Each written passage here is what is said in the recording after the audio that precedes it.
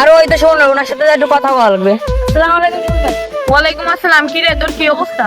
ভাই আমার অবস্থা তো ভালো। ভাই আপনি তো বড় বিজনেস করেন, আমার একটু শেয়ার দেন। কেমনে করেন? আরে বোকা, তোর এই ঠিকানা তো না। না ভাই আমি পারবো, আপনি একটু আমার শেয়ার দেন, তারপরে আমি পাইরে যাবো। তুই যে একটা ঘন্টা বস। হ্যাঁ ভাই ঘরটা দেখ, কিন্তু ঘর দেখে কি কাম? এটাই তো ব্যবসার পলিটিক্স। তুই আয় আমার লোকে। যা ওই ঘরের মালিকটা যায় ডাইকে আন যা। ঠিক আছে ভাই, আপনি খারান, আমি লয়ে আইতেছি। এই যে সুমন ভাই আনছি। সোস না আরিফ, তোমার এই ঘর কয় টাকা বেচবা? আরে সুমন, তুই আমার ঘর কিনবি, দে 20 লাখ দে। 20 লাখ না, এলো ধর।